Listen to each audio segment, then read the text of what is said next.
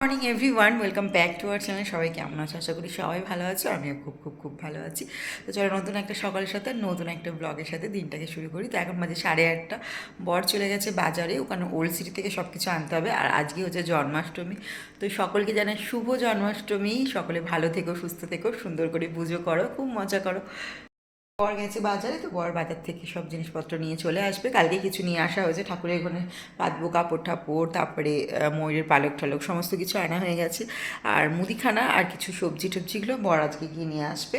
তো সেই জন্যই গেছে, কারণ মিষ্টি ফল এগুলো এনে রাখলেই হতো, ফ্রিজ করা ছিল পরিষ্কার। কিন্তু তাও একটা কেমন লাগে, বাসিটা দেবো, তো এই বর বললো না আমি সকালবেলা গিয়ে নিয়ে আসবো। তো সেই জন্য আনা হয়ে গেছে। এখন একটু ঠাকুরের গান চালিয়ে আমি এখন যাচ্ছি রান্নাঘরে, আলু ফালুগুলো কাটি। আলু চচ্চড়ি একটু লুচি করবো সকালবেলা, বর খেয়ে যাবে আর মেয়ে খাবে তার সঙ্গে। তো চলো ভিডিওটা দেখতে থাকো।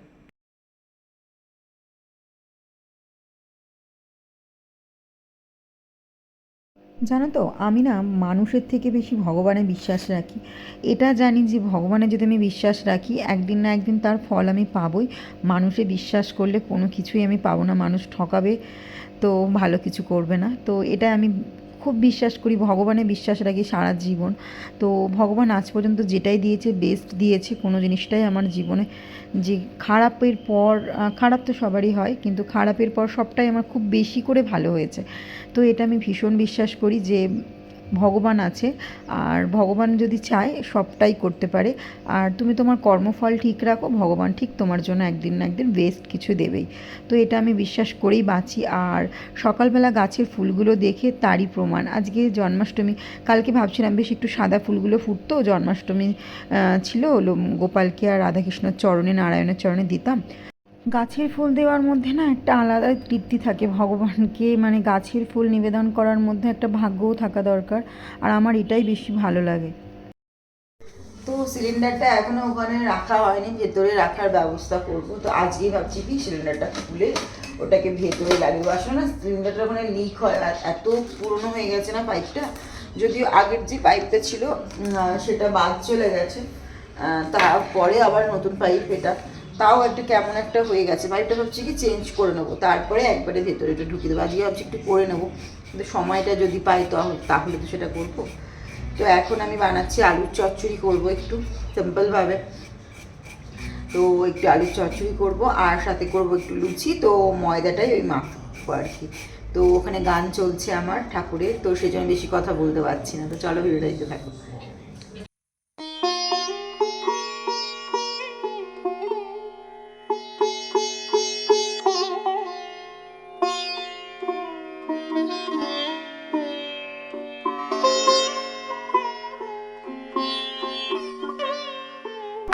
এভাবে খেতে হয়।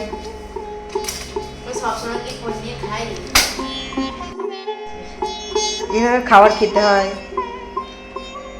সবসময় খাই না, আমার মা খায় সবসময় সবজি। হুম।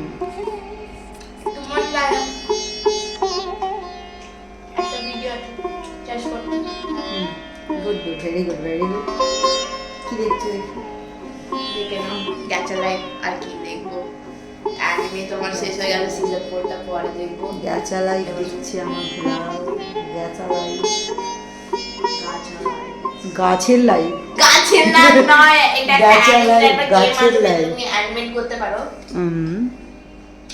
ওটাই। আবার বক্তৃতা দিতে চালু করে দিয়েছিস। হ্যাঁ, আবার বক্তৃতা দিতে চালু করেছে, বলছি না তোদের এত জ্ঞান ঝাড়বি না, ঘুমোতে পারবি না নাহলে। যাও টাটা, বাপ বেরো বেটির বেরো হলে বেরো এখান জ্ঞান। থেকে। কোথায় বেরোবো বল? যাও ঘরে যাও। ঘরে যাও? হুম। তাদের খেয়ে থার্ডে নামিয়ে দিয়ে আসবে, হ্যাঁ একদম ব্যালকনিতে নামিয়ে দিয়ে আসবে ওগুলো সব।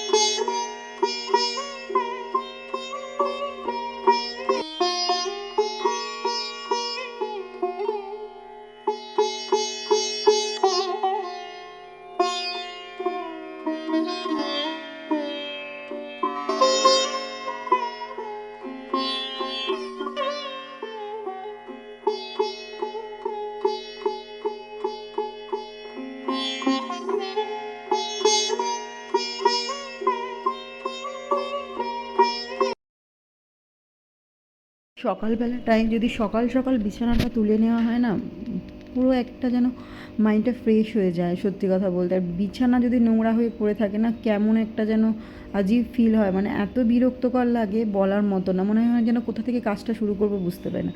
প্রথমত গিয়ে সকালে রান্নাঘর পরিষ্কার করা, তারপরে যদি বিছানা পরিষ্কার করে ঘর পরিষ্কার থাকে না, মনটার মধ্যেও একটা পজিটিভ ফিল আসে।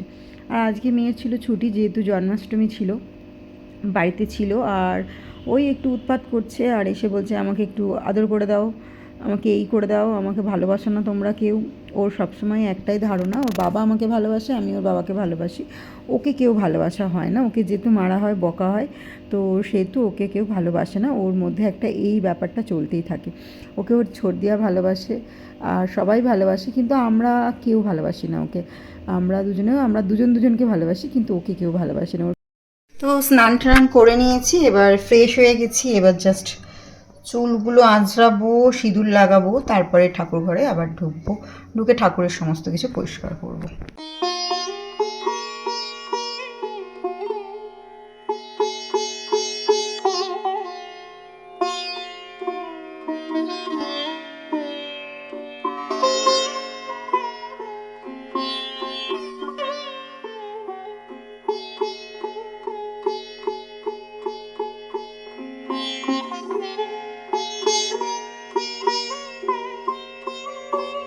তাই আমার বিকেল হয়ে গেছে। সমস্ত ঠাকুরের বাসনগুলো ওখানে কাভার্সের মধ্যে ঢোকানো ছিল, তো সেগুলো আমি বার করে নিলাম।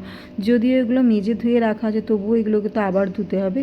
আর পেতলের বাসন রেখে রেখে না কেমন একটা কষ পড়ে যায়, তো সেটাকে একটুখানি মাজতে হবে ভালো করে। তার জন্য একটা লিকুইড আনিয়ে নিয়েছিলাম আমি অনলাইন থেকে অনেক দিন আগেই। আর এখানে আমি দোকানের যা জিনিসপত্র নিয়েছিল সেগুলো একটু রেডি করে নিই। তারপরে ঠাকুর ঘরের সমস্ত এই জিনিসগুলো গুছবো। যে কাপড়টা নিয়ে এসেছি নতুন কিনে, সেটা ঠাকুরের ওখানে পাততে হবে, কারণ আগে একটা পাতা ছিল, সেটাকে আবার চেঞ্জ করতে হবে। আগের ঠাকুরের মাপটা আলাদা ছিল, তো সেগুলো এখনও অনেক কাপড় আছে তোলা। তো আমি না গণেশ পুজো আর জন্মাষ্টমীর সময় আলাদা আলাদা করেই পাতি। তো এবারে না আমি ভাবলাম না, জন্মাষ্টমীতে একবারে পেতে নেব। গণেশ পুজোর সময় তো পদ্ম পাতায় পাতা হয়, ওকে বসানো হয় চাল ছড়িয়ে, তো তখন না হয় এটার উপরেই বসানো হয়ে যাবে, একবারে হয়ে যাবে। আর কদিন পরেই তো জন্মাষ্টমী, তো সেই জন্য আর ভাবলাম না অত কিছু। এদিকে আমি দুধটা গরম চাপিয়ে দিয়েছি, আর জানি না ওটা উতলে যাবে কি না, কারণ চাপিয়ে দিয়ে আমাকে বাকি কাজগুলো সারতে হচ্ছে, কারণ এইগুলো না সারলে হবে না। আর ওপরটা একটুখানি দেখলাম ঝুল মতন হয়েছে, যদিও পরিষ্কার করা, কিন্তু এত মাকড়সা আর টিকটিকি বলার মতন না। তো এটা দিয়েই আমি ঝেড়ে নিলাম, কারণ ঠাকুর ঘরে তো আর ঝাঁটা নিতে পারবো না। তো যদিও যতটা হাত পাচ্ছি ওই ছুঁড়ে ছাড়ে একসা করে হচ্ছে আর কি, কারণ যেমন তেমন করে হচ্ছে। আর একটা ঝুলঝাড়ু নিয়ে আসতে হবে, এবারে নিয়ে আসবো দিওয়ালির সময়, তখন কিনি, তো তখনই একবারে কিনে একবারে ভালো করে ঝেড়ে নেবো ঝুল ঠুলগুলো। যদিও ঝুল সেরকম হয় না, আমি দেখলেই নিয়ে নিই সঙ্গে সঙ্গে। আর ঠাকুরের জায়গাটাও একটু ঝুল ঠুলগুলো ঝেড়ে নিচ্ছি। কোনো জিনিস কেনার পরে যদি তার সাথে কিছু ফ্রি পাওয়া যায় না, এক্সট্রা কিছু পাওয়া যায়, তাহলে তার কিন্তু মজা দ্বিগুণ হয়ে যায়। তো আমি না এই কাপড়টা কিনেছিলাম 3 মিটার, আর যেহেতু আমার ওপরে 1.5 মিটার আর নিচেটা 1.5 মিটার লাগে ঠাকুরের জায়গাটায়, তাহলেই হয়ে যায়, কারণ দুদিকটা একটু একটু ফোল্ড করতে হয়। তো সেই জন্য আর কি আগের বারে মাপ নিয়ে গিয়ে আমি 3 মিটারই নিয়ে এসেছিলাম। আর এবারেও আনতে গেছিলাম, এবারে না ওই দোকানটাতে আর পাইনি, লালই বলছিল। আমার না দরকার ছিল হলুদ, কারণ আমি জানি নারায়ণের ফেভারিট কালার হলুদ, আর হলুদ জিনিসে বসালেই বেশি ভালো হয়। যেহেতু রাধা আর কৃষ্ণ বসবে, আমার গোপুসোনা বসবে, তো একটু হলুদ একটু চেঞ্জ করে করে পাতলে নিজেকেও একটু ভালো লাগে ঠাকুরঘরটা দেখতে আর কি। তো লালটা ছিল বলে হলুদ খুঁজছিলাম, তো পেলাম না। আর আমি যেখানে আগে নিতাম না, সেখানে 70 টাকা মিটার নেয়। যেহেতু ওই দোকানে ইয়েলো কাপড় ছিল না, তো আমি অন্য দোকান একটা খুঁজে খুঁজে বার করলাম, বড় আর আমি, তো সেখান থেকে নিয়েছিলাম।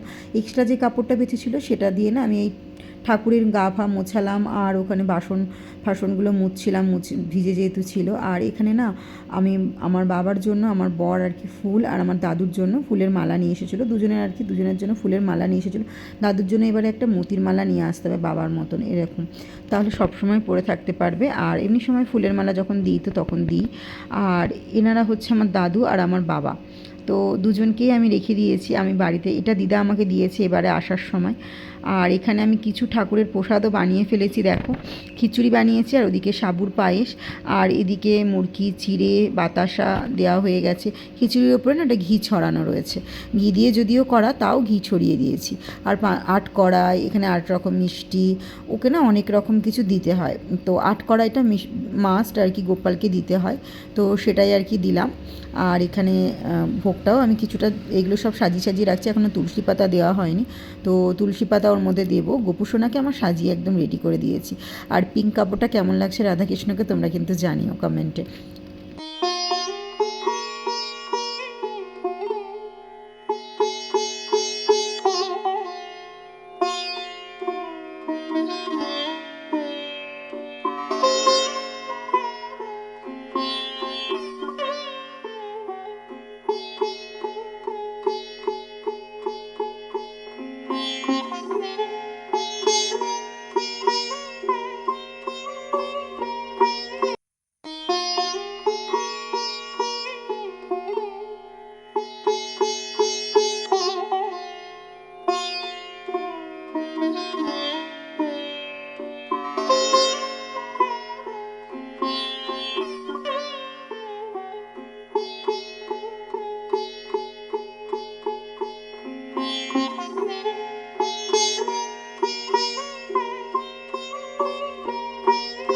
পুজো করার সময় না তোমাদেরকে আর শেয়ার করা হলো না, পুজো আমার দেওয়া হয়ে গেছে, তারপরেই ভিডিওটা আমি করছি।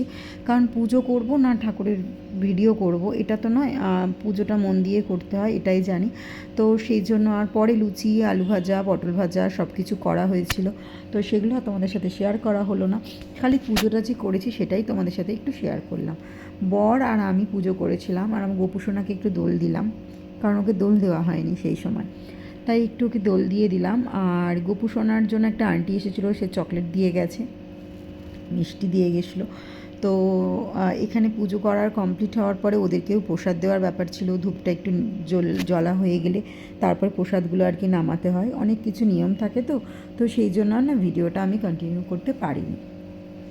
তো চলো আজকের ভিডিওটা আমি শেষ করলাম। জয় শ্রীকৃষ্ণ। সকলে ভালো থেকো এবং সুস্থ থেকো, সকলকে ভালো রাখার চেষ্টা করো। আর ভিডিওটা যদি ভালো লেগে থাকে অবশ্যই চ্যানেলটাকে সাবস্ক্রাইব করে গিয়ে পাশে থাকা বেল আইকনটিকে টাং করে বাজিয়ে দিয়ে যেও। তো চলো আজকের মতো টাটা, সকলে ভালো থেকো এবং সুস্থ থেকো, দেখা হচ্ছে আবার একটা নতুন ভিডিওর সঙ্গে। তো চলো বাই।